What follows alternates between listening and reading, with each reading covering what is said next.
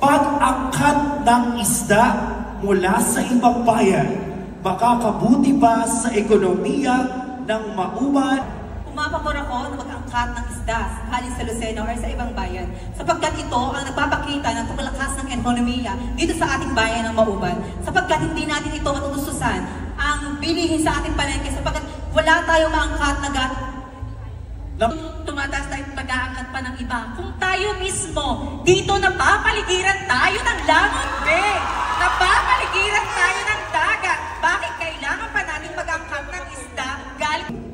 According to RA 9147, the Philippine Water Act, na mayroon tayong kailangan pagsumitahan ng pangingisda dito sa ating karagatan, which is babagsak ang ekonomiya pag hindi tayo nag-angkat ng mga isda.